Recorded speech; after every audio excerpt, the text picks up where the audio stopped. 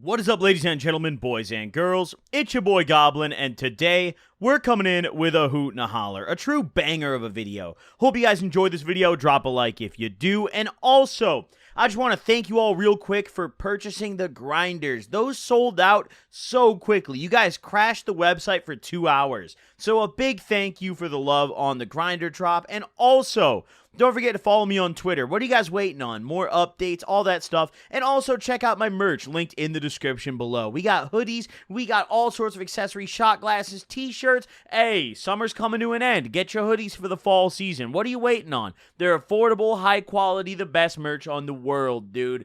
Thank you guys for supporting. Without further ado, let's dive right into it. So, we're coming in with a bit of a classic story today. This one happened when I was back in high school. And, you know, we haven't told a high school little throwback story in a little while, I feel like. So, let's get right to it. So this took place in my junior year of high school, during the first semester. So this was before I had even transferred to an alternative school. And on this particular day, I didn't feel like going to school at all. So obviously, I didn't go, like I did quite a lot of days when I was in high school. And a very common character, you know, a very common friend of mine who would come around quite a lot whenever I'd skip school was my buddy Michael, because Michael quite literally went to school less, like, he was absent more than he was at school. I don't know how this guy graduated. Actually, no, did he? I think he did, dude. I think this guy somehow graduated, actually. No, he might have dropped out, actually. I don't know. Either way, it doesn't matter. It's completely irrelevant. I don't even know why I'm mentioning it. But either way, I hit Michael up on this fine day. He was usually my go-to buddy when I'd skip school. And of course, Michael's not going to school. So I'm like, bet, say less, dude. Let's smoke. I go over to Michael's house, and I've got a small little bit of weed on me. Like, honestly, probably not even half a gram, but enough to pack like a bowl or two if we stretched it, you know? So I go over to Michael's house. Michael didn't have any weed, but he had some money to throw. And I had a little bit of money left over, too. I had like $10 still. So I was like, yo, dude, let's figure it out. Just talking about these high school stories, it's always so entertaining to me looking back. I remember stepping out of the house, and if I had more than $20, I was getting lit that night, bro. I had enough for weed and liquor, dude. It's over. Nowadays, stepping out with $20, that's going to be a shameful evening as an adult. But when you're in high school, $20 is a ball. You know what I'm saying? So either way, I step out with $10, but he also had some money, so we had more than 20. Therefore, a collectively good day was ahead of us. So we pack up a couple bowls. We're smoking out of his little bowl piece in his room, and we're chilling out. We're playing a little bit of 2K, hanging out, and we're trying to find a weed man. You know, the struggle of finding a weed man while everyone is in school is not easy, all right? I assume quite a few of you guys out there can probably relate. It's not a hoot or a holler. So I'm sitting there, I'm hitting up all the mid-men on the planet, dude. I'm sending messages to everyone, dude. I would have shopped with my grandmother if she had mid at this point. I needed marijuana, right?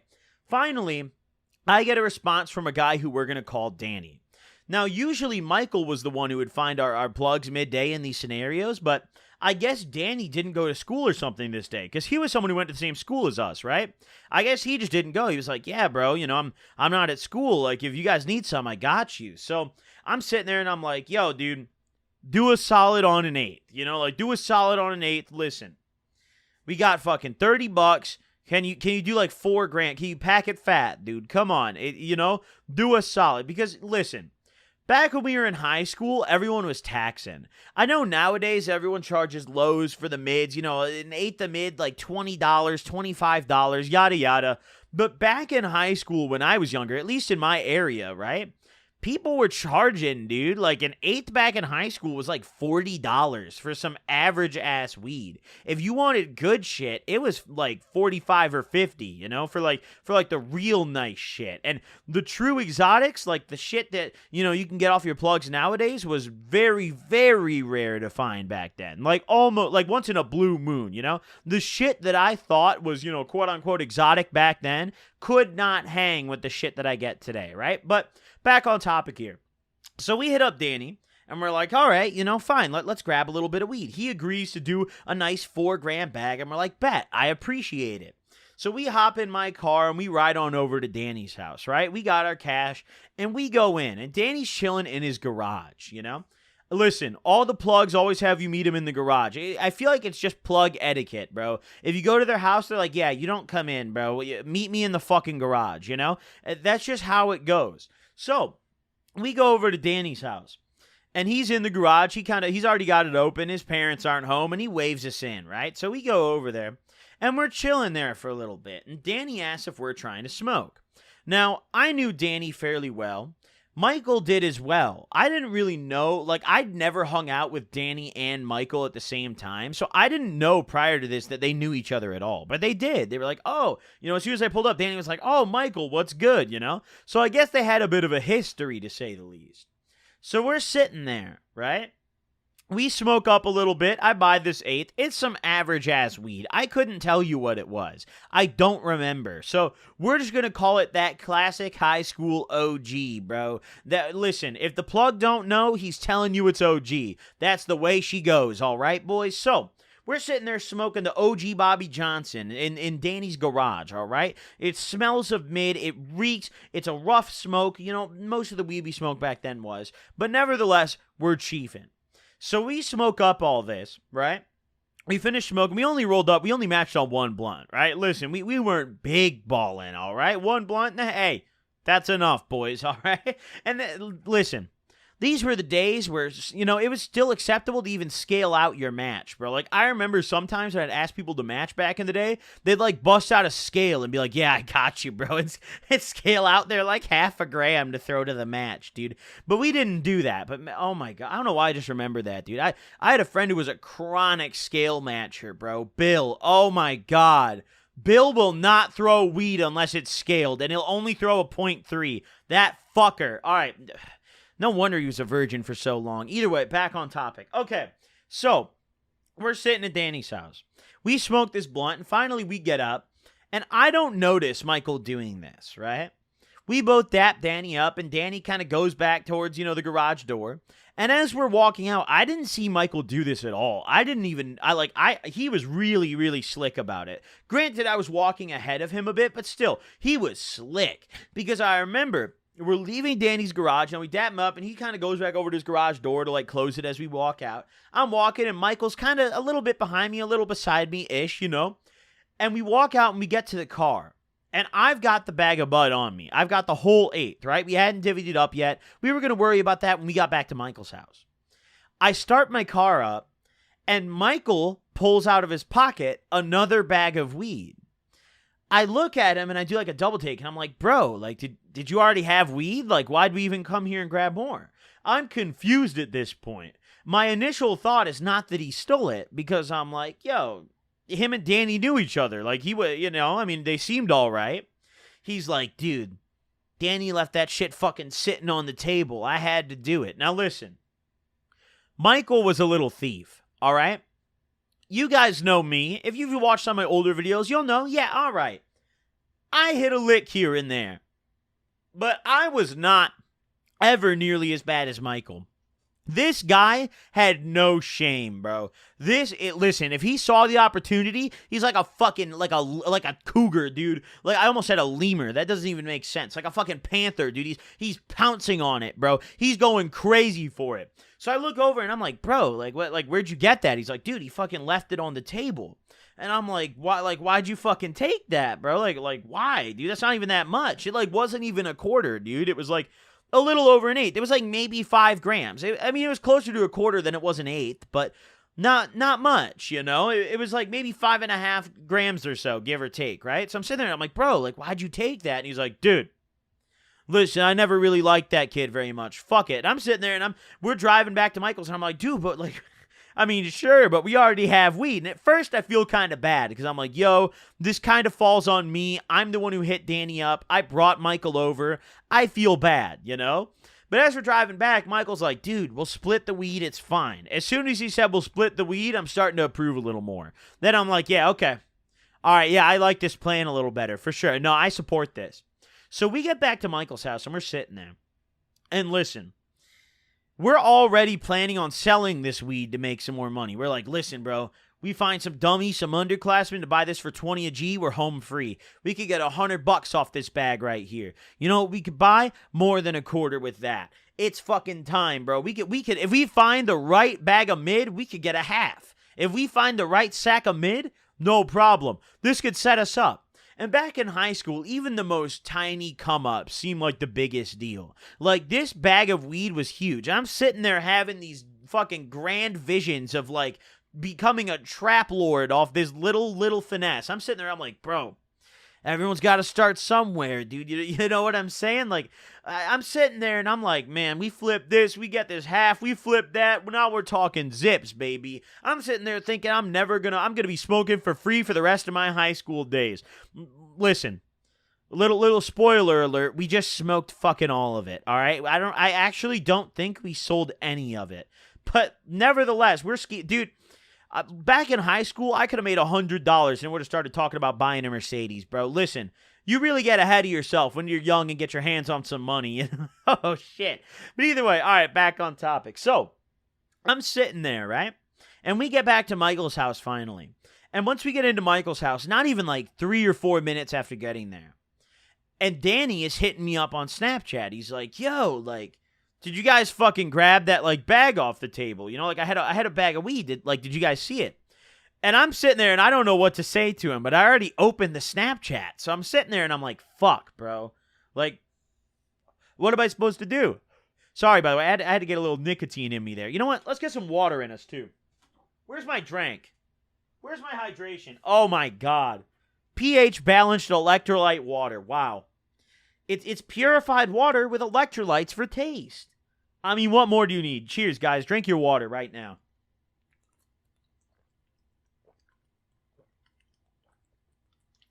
Yo, that was a long-ass sip. There's water dripping down my upper lip right now. It's just how I like it, honestly. I like a big gulp, you know what I'm saying? All right, back on topic here. So, we get back to Michael's house, and Danny's on my line. And he knows what's up. Like, you could just tell. Like, obviously, this guy didn't lose his fucking bag. He knows what's up.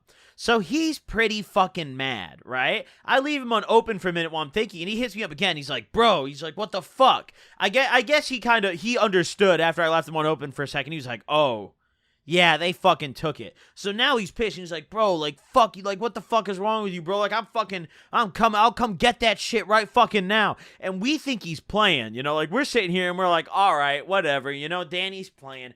And listen, Danny's a fairly big guy, all right?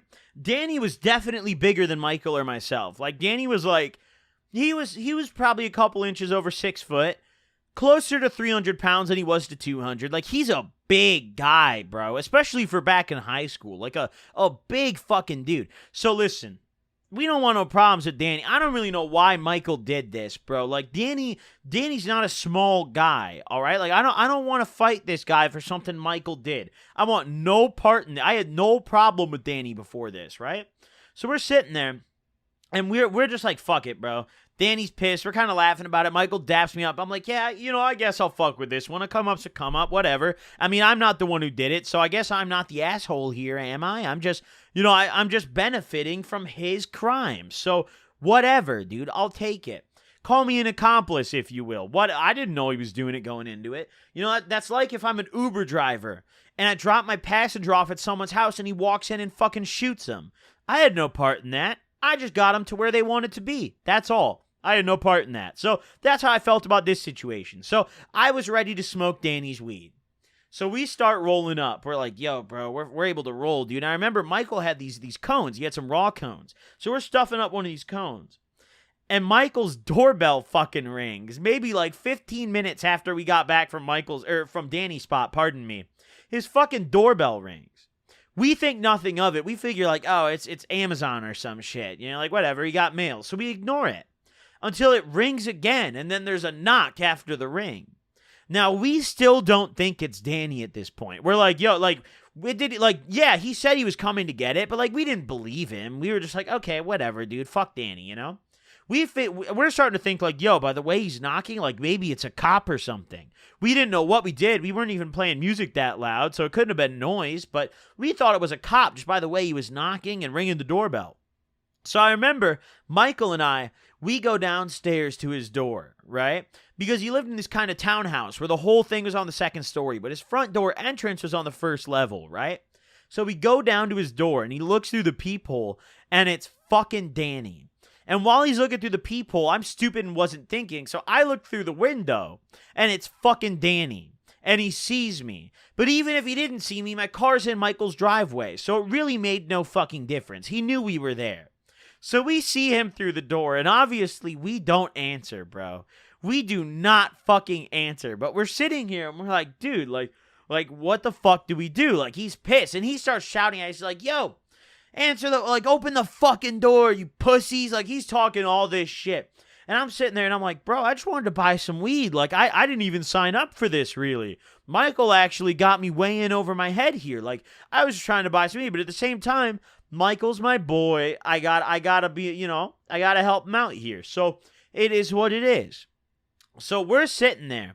And at first we don't do shit. We're just like, fuck it, bro. He's just gonna bang on the door a while longer and leave.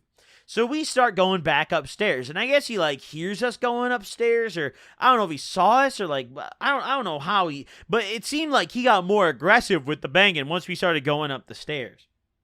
So we get like halfway up the flight of stairs. And we get to this little landing. We're sitting on the landing about halfway up the stairs, and we're like, yo, dude, this guy's getting crazy. Like, are we going to have to, like, hold the door closed? Because, like, dude, it's at the point where his knocks are so forceful that, like, you can see, like, you can feel the door moving halfway. Like, you can feel the vibration halfway up the stairs. I'm sitting there, and I'm like, bro, the whole fucking wall is vibrating from how hard this guy's pounding your door, bro. Like, should we be holding this closed, or, like, what should we be doing? So we sit there, and we just kind of watched the door for a minute, because we didn't know what he was going to do, bro. He seemed mad. Like, we thought he was going to, like, kick this shit in if we didn't answer in a minute. But at the same time, we're not going to fucking answer, bro. Like, what the fuck are we going to do, bro? So we ended up doing some funny-ass shit, bro. We did some funny-ass shit. So Michael tells Danny, he finally goes up to the door, and he's like, Danny, listen. I feel like you're going to fuck me up if I open this door. And Danny's like, just give me the fucking weed, man. And Michael's like, no, dude, you're going to fuck me up, right? So, oh my God. Listen. I don't know. Danny actually was a brick for a brain, dude. Danny can't think, see, or read because he fell for this one, dude. It blows my mind to this day looking back at it that Danny actually fell for this. We tell him, we're like, yo, or Michael tells him, he's like, yo, I'm going to drop it out of my bedroom window. Like, come stand under my bedroom window, right? Danny's like, where the fuck is your bedroom window? He's like, go to the right, go around the corner. You'll see me, like, waving my heart. I'll, like, yell out of it, you know? So Danny goes. Michael starts going up the stairs, and Danny fucking goes.